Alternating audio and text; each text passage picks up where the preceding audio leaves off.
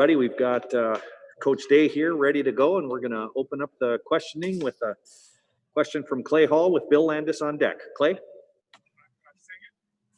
Perfect.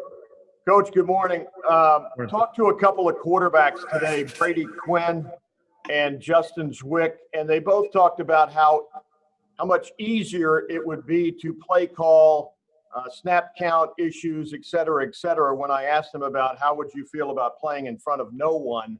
Does it simplify things from that standpoint? Well, it isn't silent. You know, there's you know, kind of some ambient noise in the background, and you know, because of that, you know, it's not just silent, but it is not going to be nearly as loud as it typically would be for a game during you know, the snap count. In between plays, however, it actually is very loud, and at times I think it's actually louder when we've been in the stadium than it would be during the game. Yeah, because the noise coming out of the speakers, it's not comprehensive, and there's nobody in the stadium, so that noise kind of bangs around in the stadium. So it's an interesting dynamic, something that we haven't experienced before, but certainly you know, when the decibel level's at 70 during the play, it's very manageable. Thank you. Yep.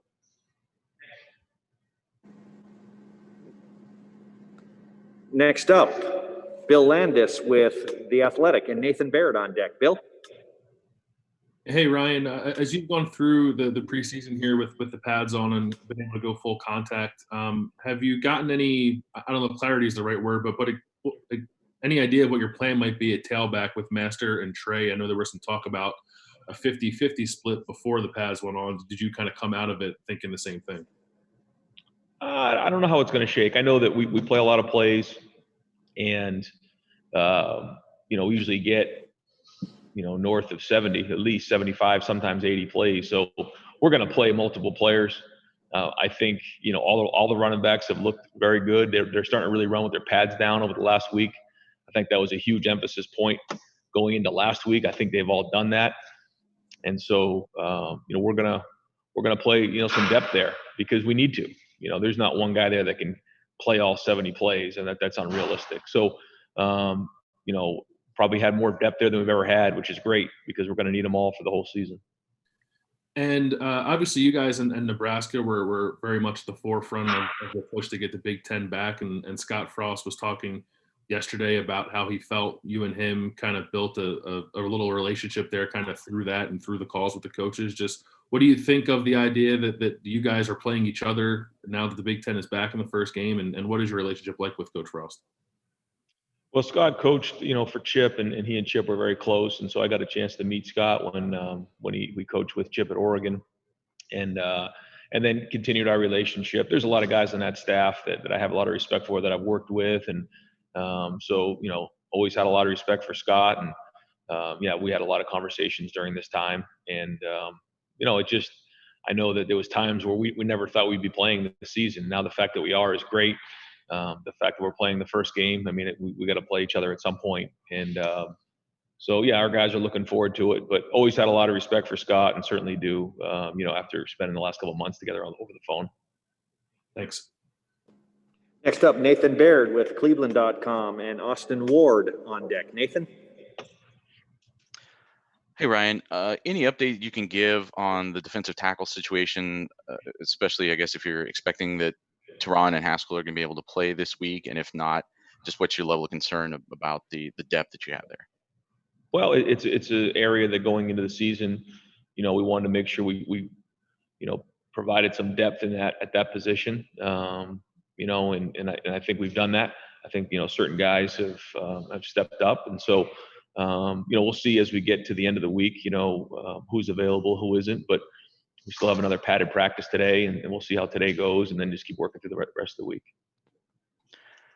And at what point was it obvious to you that Master might be well ahead of his rehab as this offseason went along? Really, when we got back from the quarantine, you know, he did an unbelievable job during that time, and I was just amazed. I said it to him every day, you know, where he was, and So we expected him to play, maybe not in the first game against Bowling Green, but certainly against Oregon. He was going to be ready to go. And then he's continued to work and work through all the things that that come in the way of recovering from an Achilles. He's done everything we've asked and then more.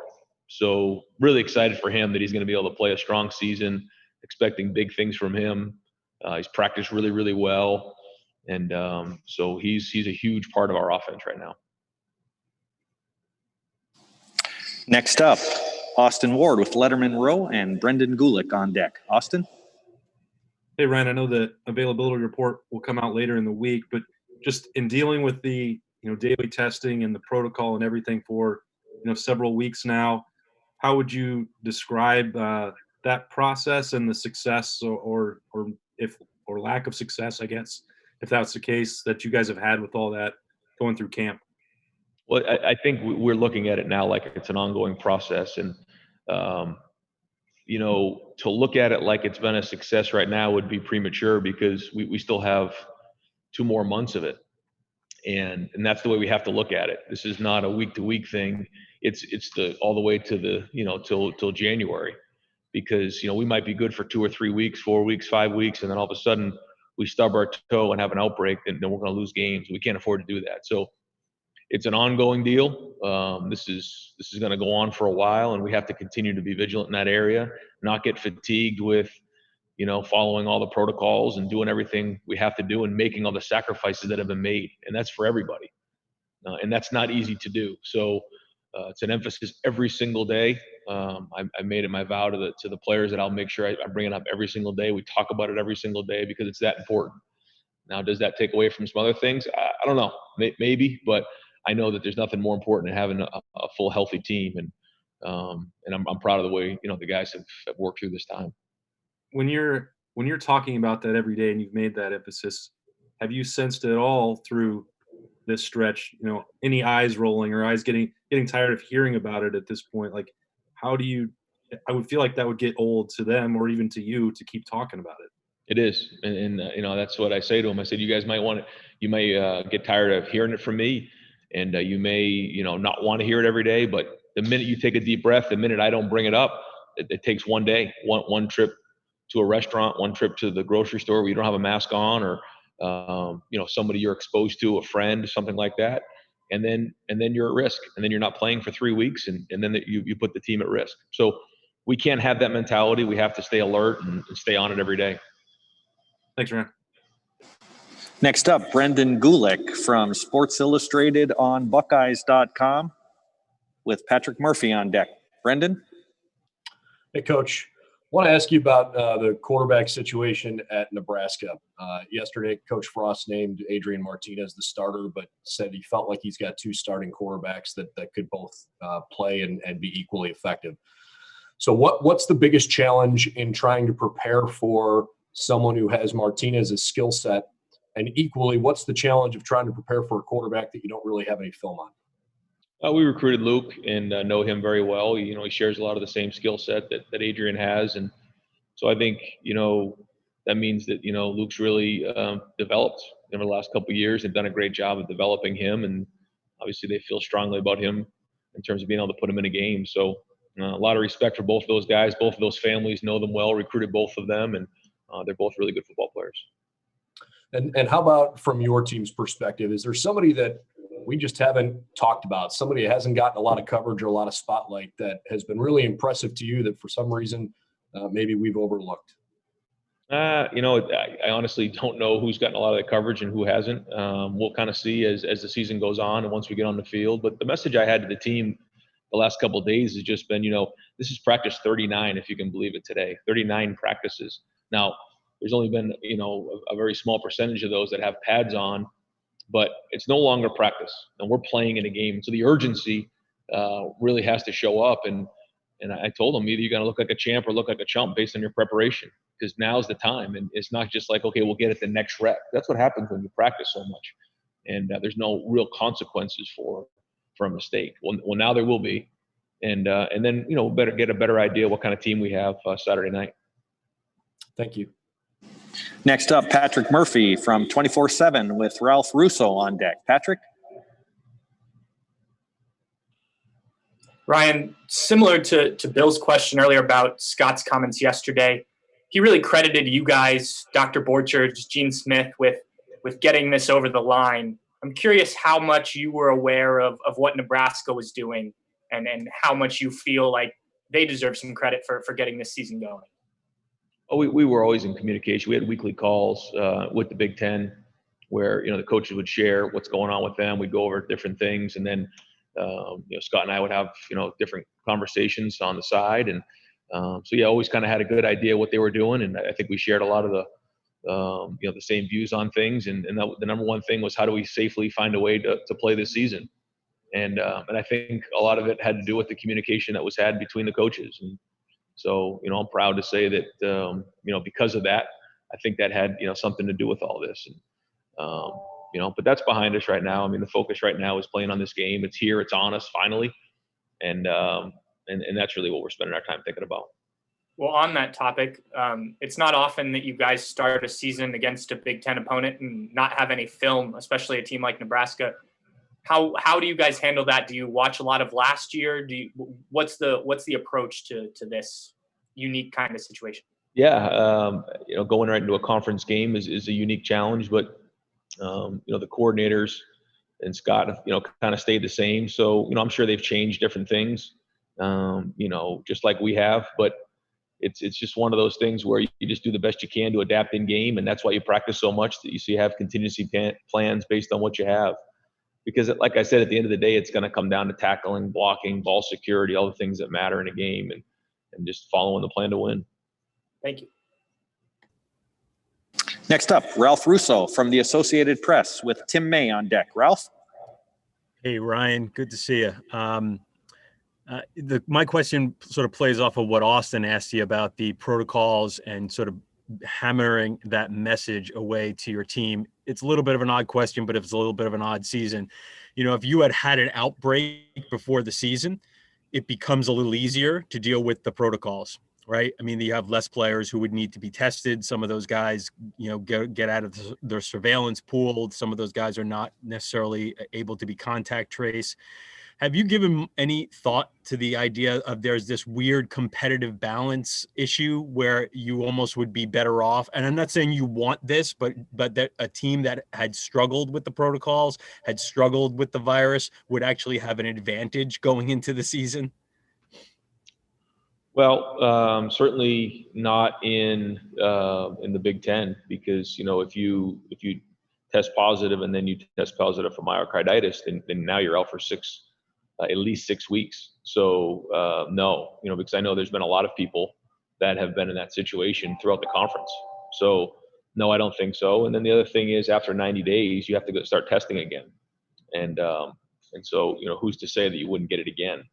And the other part of it is, when you're out, it really, hurts your development. When you're sitting in quarantine for 10 to 14 days, and you're not doing anything, that's not good for your development as a football player.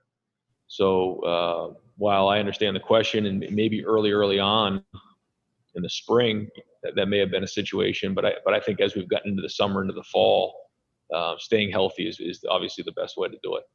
And if I could just ask one quick follow-up, when you mention guys who are in quarantine or isolation, is there anything you can do with them to keep them, maybe not the isolation because they actually are infected, but the quarantine kids, to keep them somewhat active? Is there any engagement you can do with them to keep them from just sitting on the couch for 14 days? Yeah, you're talking about if they're contact traced? Right.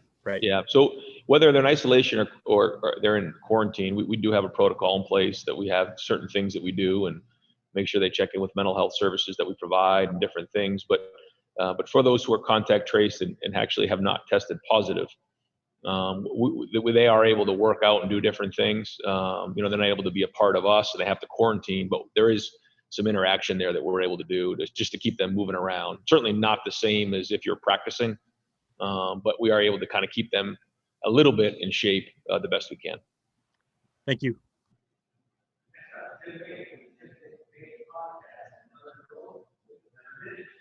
You're on mute there, Jer. Next up, Tim May from the Tim May podcast with Heather Dinich on deck. Tim? Tim, you're on mute now. I did unmute. Oh, there we go. Ryan, last year I asked you in preseason about the confidence you had in your defense bouncing back from what had been a tough year in 2018. You were extremely confident, if I remember correctly, that they were going to get the job done, and pretty much they did. What is your sense of this defense now, reloading at so many positions, at least with full-time players? What is your sense coming out of preseason camp, so to speak, about how good this defense can be, et cetera? I think that's the thing that's going to be exciting about the start of this journey with both sides of the ball and on special teams, to see where we're at. But I watch them day in and day out practice physically. They're very serious about practicing. They communicate well. I like the physicality, the seriousness, the leadership on that side of the ball. And while we have some guys, like you said, that need to be replaced on that side of the ball, I'm excited to see them play. We'll see once we get into a game, but we've seen some really great things, over the last couple of weeks that we're excited about, and we'll just keep going. But at the end of the day, like you said, younger guys have to step up and replace some of those guys who left. Hey, give me just an example, maybe a couple of guys that people haven't seen play a lot on that side of the ball defense that have truly caught your eye in the last several weeks, that maybe people haven't seen a lot.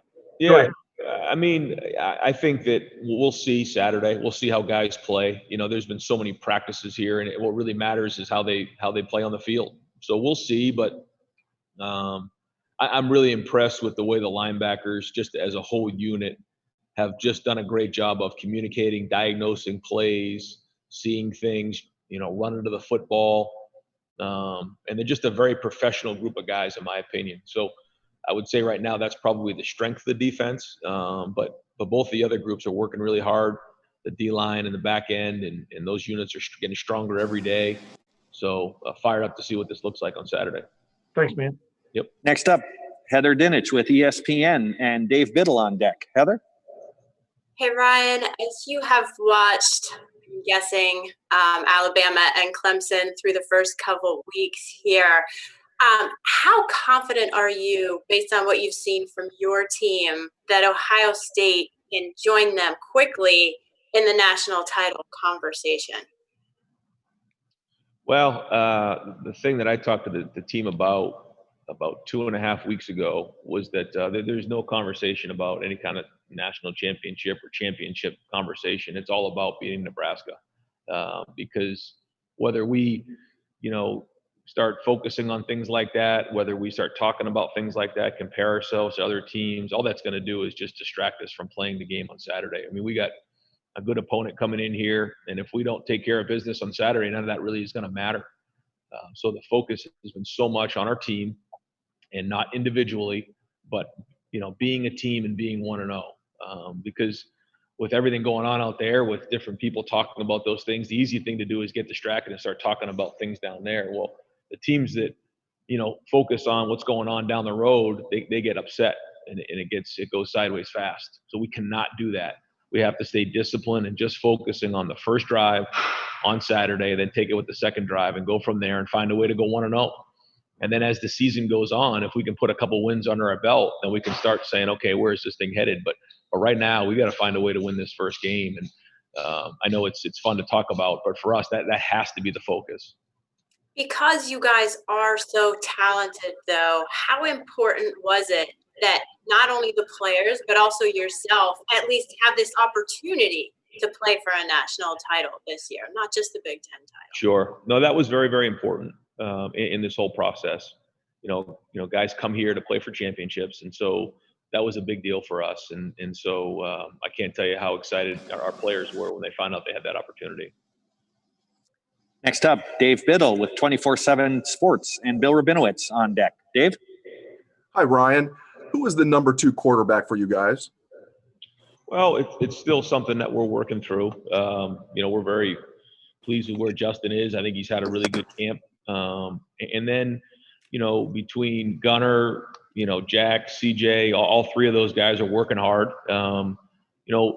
If we get to a point where one of those guys has to go in the game on Saturday, we'll probably make that decision, probably the night before. But we still have to decide, who's taking the next reps today. We rotate those guys a bunch, and we'll see. It's an ongoing process, and who may be in that situation this week, it might change next week. And the reason for that is because they didn't have spring ball or the preseason, so it's a daily evaluation to see who deserves to go in the game in that spot. But as of right now, that competition continues, and we'll keep going and try to figure it out towards the end of the week. I know you love your offensive line, and you also have very good depth there. Might you guys rotate a little bit on the offensive line just to keep your starters fresh and to get some of the backups some playing time? We could, yeah. I mean, at the end of the week, all we do is we just decide who deserves an opportunity to play. Who do we feel strongly about that we can put in the game? And so we do have some guys in the O-line that could possibly do that. So it's certainly a possibility. Thank you. Yep. Next up, Bill Rabinowitz from the Columbus Dispatch with Dan Hope on deck. Bill? Hi, Ryan.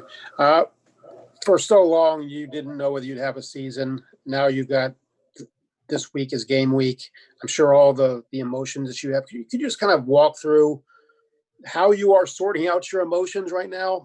Obviously, you're grateful that you're finally having a season, but I'm sure with all the stuff you've had to deal with, there's a lot of trepidation. Yeah, and I think as we've gotten closer into the game week, I think that's why we've gotten on a routine.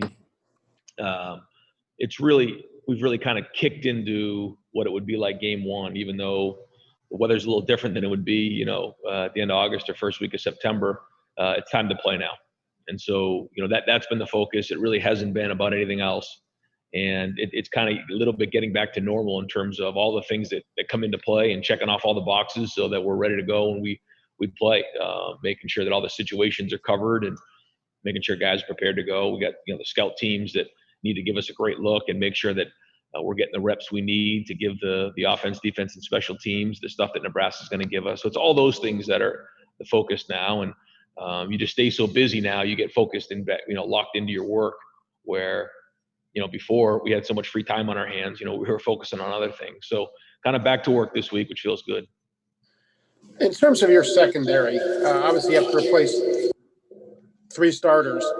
How do you feel about that unit right now? Very impressed with the last couple weeks, the way things have gone. I think that the good news with Sean and Seven back there that they have experience.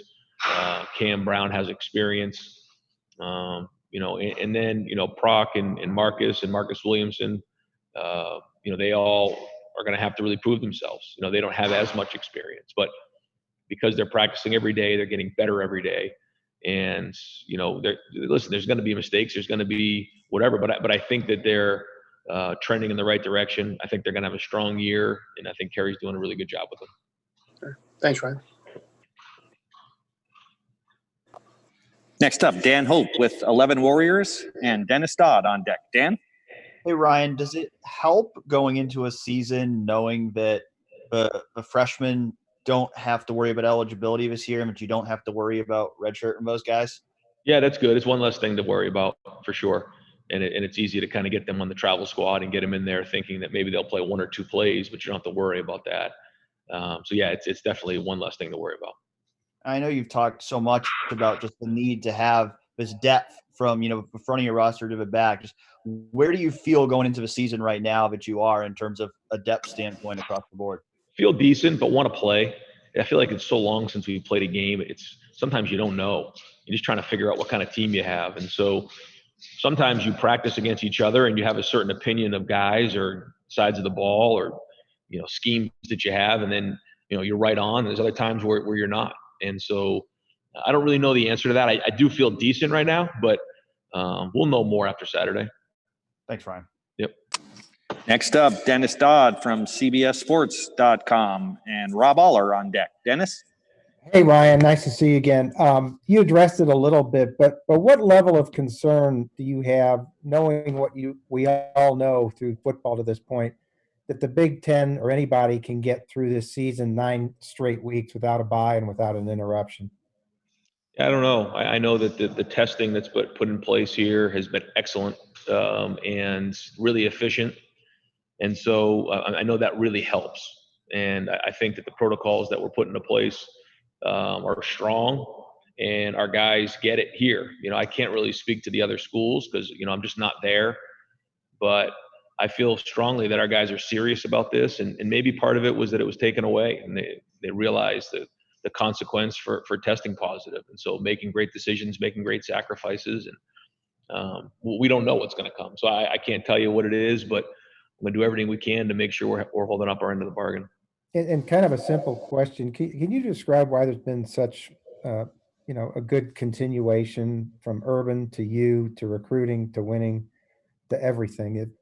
If anything, there hasn't been a hiccup. Well, I think that the great thing was that I had really learned a lot from Urban here, and kept so many things in place. Certainly we did change some things and reframe some things, but we kept a lot of the structure the same. And I think that because of that, it was fairly seamless. I do think maybe the first couple games a couple years ago that I was able to work through training camp and the first couple of games with the guys, there was some confidence and credibility that was built there with some of the guys on the team. And because of that, there was confidence. And then, you just got to do the best you can to love your players. And that's what our coaching staff does. And I think that they thrive off of that, and they believe in what we're doing. And I think we're recruiting really good people and really good families. I think when you look at the type of people and the character that we're recruiting, I think that's the lifeblood of this thing. That combined with the infrastructure that's here at Ohio State with Gene Smith on down, and Mick Marotti, Mark Pantoni, Ryan Stamper, so many of the mainstays that have been here, this, the greater part of the last decade. I think that all matters. So I think when you mix all those things together, that's what you got. But we got to keep it going, and certainly the expectations are really high every year. And we have to embrace that, which we do. Thank you. Folks, we're starting to run out of time. We'll try to get a few more in. Next up, Rob Aller from the Columbus Dispatch with Tony Girdman on deck. Rob? Hey, Ryan. It's been a bizarre 8 months. Everybody deals with it a little differently. What have you found personally has been the toughest thing for you during this time? Probably, most recently it's just not being around my family as much. That's probably the hardest thing. And then 2 is probably just the lack of routine of not knowing what's coming next in a world where we're so used to knowing what's coming next from a day-to-day basis. And in our world specifically, in football, it's season, it's spring, it's recruiting, it's preseason, it's summer vacation, and then we have, work weeks. And it just changed so much for us, and there just hasn't been a routine. And so I think those are the biggest challenges, probably just looking back. And taking you back a few years to your teen formative years, what was Nebraska football to you? I assume that was right in the wheelhouse of when they were really good, and just your thoughts on Nebraska football growing up and now. Yeah, no, remember it really well, watching them play for national championships and being a powerhouse, and one of the greatest traditions in all of college football. And so nothing but respect. A lot of great players have come before, and certainly Scott was one of them. Guys, I'm going to ask that we just keep our questions to 1 because we got a few more people that I want to try to get on. So next question up will be for Tony Girdman with Buckeye Scoop, and Stephen Means on deck. Tony? Hey, Ryan, you mentioned the linebackers. I'm wondering how you feel the transition for Baron Browning has gone. What have you seen from him, and what does he give you there at the stand? Well, he gives us experience, which matters, especially going into a conference game, first game of the year. But he also brings a lot of versatility to the table. He's got great speed, and he can really run the ball well. He's strong. He's powerful, and so I think all of those things combined. Next up, Stephen Means with Cleveland.com and Mitch Stacy on deck. Stephen? Hey, Ryan, I know you returned Josh Myers and Wyatt Davis on the interior, but it just looks like Harry Miller is going to be that other guy on the interior. Just talk about, his progression over the last 2 years. Yeah, Harry's done a really good job, right from the jump. He came in at center. He's now playing guard. And, I think both of those positions, he's done a good job. He's learned the calls. One of the hardest things to do is come in as a young freshman to play center. And but it really helps because you understand the protections, you understand the calls in the run game, and so he did that last year, and then he got stronger and did a great job in the offseason of changing his body, getting stronger, and then the last couple months has done a good job of stepping in there and making sure that his game is where it needs to be in terms of playing for a Big Ten championship. So it's still everybody's still in a work in progress. We're still getting there, but he's done some really good things over the last calendar year. Next up, Mitch Stacy with the Associated Press and Joey Kaufman on deck. Mitch. Hi, Ron. You lost your non-conference games. You're charging right into the Big Ten conference play. What do you expect the level of play is going to be in the beginning? Well, my expectation is that the level of play is strong. That's why we've been practicing. And, that's been the emphasis, to make sure that we're taking care of all the things that, the penalties, and, it's got to be a clean game. And that's what it's going to be. We start talking about, scoring X number of points or, holding to a shutout. We can't do that. Big plays will come, and we're going to keep growing it as the season goes on. But to win one game, you got to take care of the football, and you got to tackle really, really well and play good defense. We got to do a good job in the red zone on both sides of the ball, and then we got to play really well in special teams. So that's really all the focus has been. Try not to get ahead of ourselves. Next up, Joey Kaufman with the Columbus Dispatch, and our final questioner today will be Steve Hellwagon. Joey? Ryan, how different will the pregame be for you guys without staying at the Blackwell and some of the meetings being moved to the Woody? How do you envision that being different this year, and does it affect what you guys do before the game? Well, I think it'll actually benefit us in certain areas because we have everything we need right here. And so instead of taking all of our stuff over to the Blackwell, we have everything we need here with sports science. We have our cryogenic tanks, the recovery, the float tanks, the cold tubs, the hot tubs, the bikes, the Normatec boots, the training room. We have the indoor for walkthroughs. We have the dining facility to eat. We can spread out a little bit more here. So I think, the utilization of the Woody Friday night and before the game, as we'll kind of get ready here a little bit and then head over on the bus. There's certain aspects that'll actually be more efficient. And final questions today come from Steve Hellwagon with 24/7. Steve? Yeah, Coach. Only thing I have is just about right tackle. It sounds like Stephen Means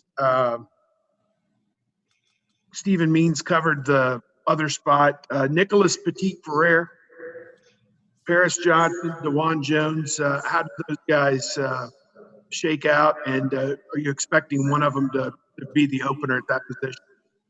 I mean, all three of them are going to play one way or another.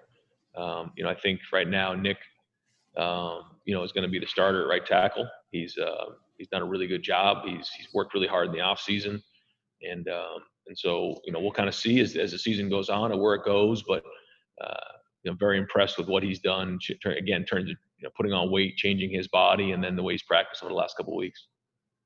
Thank you. Thank you, Coach, for joining us. Appreciate it. Appreciate your time. Have a great day, and we'll bring up Coach Stud here momentarily. Thank you. Thanks, Coach. Ryan.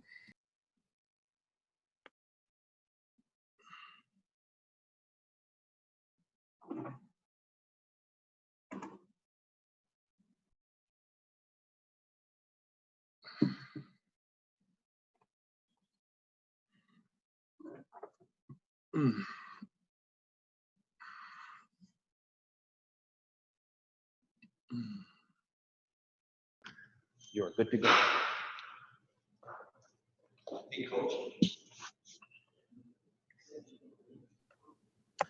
right, Coach Stud, thank you for joining us. Appreciate your time today, and we're going to start our questions with Austin Ward from Lettermen Row. Austin. Hey, Stud. Can you Ryan Day just said that Nicholas would get the start at right tackle on Saturday. I know you want to play multiple guys there, but what's the difference between Nick this year that maybe gives him that edge? I'd say he's done a great job during this pandemic. There's a few guys, but he's one of them that has really changed his body. He is stronger. He's bigger. He's 315 pounds now. He's as strong as he ever was. And his offseason, his development has really pushed him to the top of that position. He's just done a great job. I know there's been lots of stories about all the, the calories and everything that he had to eat to go through and get bigger. Sometimes I guess people just, rush that a 5-star freshman needs to be ready to play right away. This is a pretty common time frame for someone to become a starter at this position. Is that right? That's correct. That's absolutely correct. He's right on track of where I thought he would be, where we thought he would be. And, he went home. The funny thing about it is all the calories. He went home and was with mom an extended period of time, and she put her foot down and took the thing over, to be quite honest with you, and fed him every day and got him up to where he's supposed to be. So that was kind of a blessing. Thanks, man. All right, next up we'll go to Bill Rabinowitz from the Columbus Dispatch. Bill. Yes, hi, Stud. Harry Miller has won the left guard job, which is not a shock. Could you just kind of describe what he has done to win that job, how effective you think he'll be? Because I remember last year he came in and people marveled at how well he picked up things as a freshman. I think that's the first thing, mentally. And again, that's why you tend to put those guys into that position of center, because they learn everything. And then you can move them out and expand them out. And then at the same time, you've already developed a young player at center who could possibly go there later on. But that's number one, the mental aspect of it. Number two was, much like Nick, during this pandemic, when he was home, he had a place to work out. He had someone to train with, and he is so much, the numbers in his lifts when he got back blew the numbers from when he left away. And so that was the second thing. He's powerful now. Again, he's about 315 pounds now, and he's really strong. His lower body got extremely strong and gave him the ability to go play that guard position and handle 3 techniques. So the same thing as I said along with Nick, his development during this time was just critical. And you as an offensive line are being counted on to be the foundation of the team. It always is. How confident are you that the line you've got, and obviously you've got Wyatt Davis and Josh Myers and Thayer and all, how confident are you that this line can be a dominating line? Very confident. I have confidence in all those guys. They've played before. They've all been in games before. It's not going to shock anybody. They're starting to gel now as a unit with the time that we've had in this past month, which was really my only concern through this whole pandemic, was getting them to gel together and play as 5 guys with new guys at positions and that stuff. So, and they've done that. They're going to continue to develop, but I'm extremely confident they're going to play really well. All right. Thanks, Doug. Yeah. All right, next up is Brendan Gulick from Buckeyes Now on Sports Illustrated. Brendan. Coach, thanks for your time here. Want to ask you about the leadership on the offensive line. Obviously, you've got a couple of team captains there, but I'm curious, everybody wants leadership within their position group. How have you seen, whether it's guys like Josh or Wyatt or guys that aren't captains, how have you seen them really step up as team leaders, not just position group leaders? Those things to me are judged when you're in the weight room and when you're at practice, how they work and the things they do and the accountability level that they hold the other players up to. They live up to it themselves. So part of it's by their actions, and then the other part is by their words and what they say to guys that might not be having such a good day or might not be going hard in the weight room or workouts. That's where it really, really important. And those guys, like you said, the 2 captains, but then again, you got Thayer, and Thayer does a great job with those young tackles, helping those kids along. His leadership has really developed tremendously now that he's really back into the swing of things with his health, with his weight, with his strength. And so he's another guy that's leading in there. So those guys do a great job, but off the field at practice and at workouts and things in the weight room is where I look and see that stuff, and those guys really stand out. Can you tell us, too, a little bit about the challenge that Nebraska's front 7 presents for you this week? Yeah, they're big, strong guys. They were last year. They had 3 outstanding players in there last year. And the guys that are starting now all played last year as backups. They're very experienced. They're big and strong. And it's going to be a test for us to be able to move them off the ball. And that was the same thing we said going into the game last year. We had a high amount of respect for that group. And the same thing this year. We've got to come off low pad level and be physical against a group like this and be able to move the line of scrimmage. So it's going to be a challenge for us. Thank you. Next up is Dan Hope from 11 Warriors with Nathan Baird on deck. Dan. Hey, Greg. Ryan has said that Paris is going to play, DeJuan's going to play. What exactly do you envision for those guys in terms of what their role can be going forward? Well, we've approached it differently with this COVID thing. When you get your starters in there, you like to get those guys into the groove of a game and get them going and all those things and play those guys so they can develop a cohesiveness. But now with this COVID, at any minute, you may lose a guy. And so this guy may be gone the day before the game, the night before the game, 2 days before the game, whatever it may be. So the development of those second guys has been more critical this year. And we've worked at it. And we put those guys, we've been in practice situations. Hey, this guy's out. We got to go. Here we go. So we've planned for that. We practiced for it. And those young guys have to develop a little bit faster, in my opinion, than they normally would because of the circumstances we're in. And I think they're right on track. They're not there yet. They got a ways to go. But their ability and what they've done so far, how they've worked, how they've picked things up in this situation has been really good. So I wouldn't be hesitant to play any of them. And I hope that we can play them and get them in there as much as we can. But it's different than it's ever been before. Who are some of the other guys on that second team unit who you look at as the next man up if you lose somebody? I'll tell you, inside, Matt Jones and Enoch have been really, really good. Again, same thing. They both developed in the offseason. They're bigger, they're stronger. They got a better understanding of the game. They both got playing time last year, game experience in there in certain situations. So inside, I like those two guys in there that are really have been good this camp so far. And then outside, we got Paris and DeJuan at tackle, who again have both played outstanding, talented young men. They're just still picking things up and learning things on the run, but they're doing a great job. So those four right there, and then at center, Luke Whitler. Again, much like Harry last year, it's almost a mimic of Harry. He's a really smart, intelligent football kid. He's tough.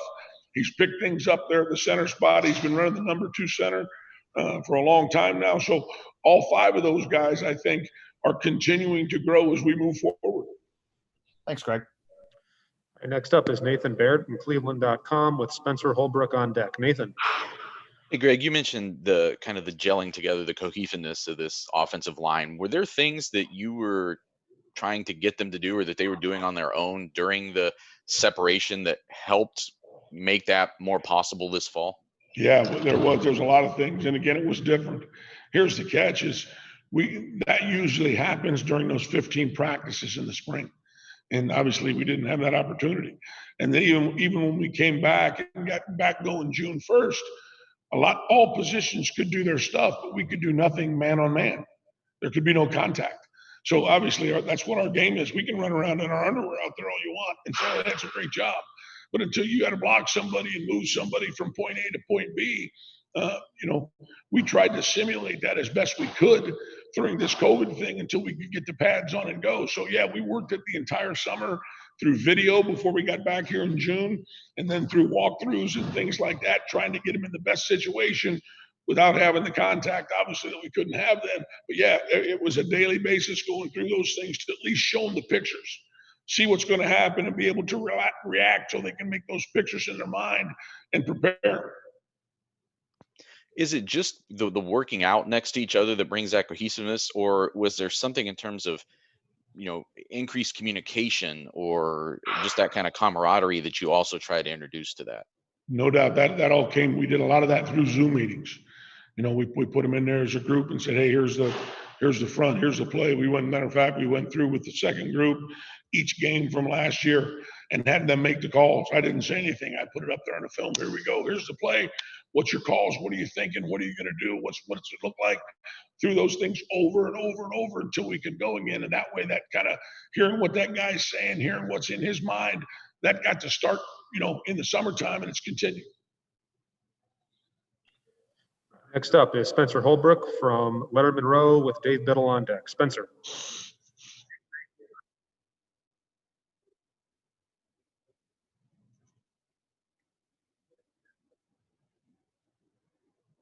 Oh, it's awesome.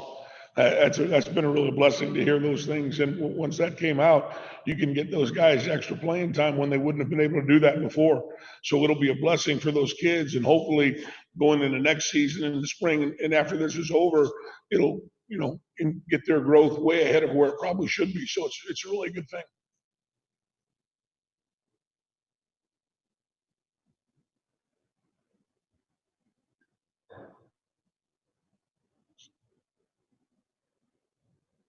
Well, the first thing we did was, when he thought about he's going to come out and he's going to leave, was we sat and we looked at the reports that the general managers had said on him about the draft. And I took what those guys said, what they saw as strengths and weaknesses. And I sat down and I said, okay, here we go. Here's what they think you're really good at. And I did this with Josh and with Thayer, and the same thing. But here's what you're really good at, okay? How can we enhance it and make you better? And then here's what they think you're weak at. Okay, let's attack this problem.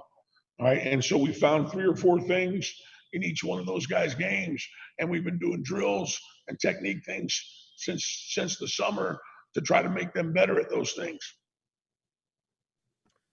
All right. In the interest of time, if we could just limit to one question here, we got a couple more that we want to get through. We'll go with Dave Biddle from 247 Sports with Bill Landis on deck. Dave. Hi, Greg. You mentioned that Thayer Mumford is doing well. Can you discuss him a little bit more, just specifically how his back is feeling and where his weight is at right now? Yeah, he's about 318 as of this morning. I just saw him a little bit ago, which is right where he should be. He played last year. The back was healthy. He was, but he'd missed 9 months of strength and conditioning. And I mean the powerful strength and conditioning, the heavy lifting, the heavy aspects. And then through 2 days was really limited until we could get the back ready to where it really felt really well about halfway through the season. Now he's in the best shape of his life. His weight, like I said, is 318. He seems quicker than he was last year to me, and his strength levels are back up. He's got some more drive, leg power coming off the football. I've noticed the other day in the scrimmage, he was driving guys down the field, and I didn't see that a lot from him last year. It was spotty. It wasn't consistent. And so making him consistent, and the fact that in his mind, he has nothing holding him back now. He's not worried about what's going to happen with that back or anything like that. He's passed those tests, and so he's ready to let it loose. And it's really exciting because he really feels good mentally. He's really in a good place. Thanks, Coach. Appreciate it. Next up is Bill Landis from The Athletic with Joey Kaufman on deck. Bill. Hey, Greg. Ryan said a couple weeks ago, I think, that DeWand was moving around a little bit, playing tackle, playing some guard. I hear that, and I think that's a really big guard. What about DeWand's skill set allows him to play both those spots? It's unbelievable. Like I said, when there was a question, when Wyatt said he was going to leave and we weren't sure he was going to come back, and those things were going on, I put him in there. I said, hey, you know what? Let's try this out here and see how you can do it. And it was unbelievable. And for him to be really, a lot of guys had questions when I did it. I'm not sure. And then after about 3 practices, there were no more questions. He was mentally, he was learning it, but the physical tools that he has are unbelievable. He's athletic. We're still trying to get his weight where it's at the best possible weight for him. So we're still working through those things. But for him to go down there and do that, and he jumped at it. It was so unbelievable. The kid is such a competitor. All he wants to do is compete. And for him to go down there and do those things and be able to play that position at guard, and for a first-timer play it pretty doggone well, was unbelievable. All righty, next up is Joey Kaufman from the Columbus Dispatch with Tim May on deck. Joey. Greg, you mentioned for Nick when he went back home in quarantine, he was able to get some home cooking from his mom. Do you know what was on the menu, or what was he eating? She called me and asked me, Coach, you're going to have to send some groceries because I can't make enough pasta. So I know he was eating a ton of pasta. She was making spaghetti and some lasagna and his favorite meals. And he ate her out of house and home. She was so fired up when it was over to get him back here because she couldn't afford it anymore. Was that ever a concern with him? Just because, I mean, going into quarantine, you have no idea how these guys are going to have access to the same number of food, and you guys had spent a lot of time trying to make sure he was hitting certain calorie requirements. Oh my gosh, it was unbelievable.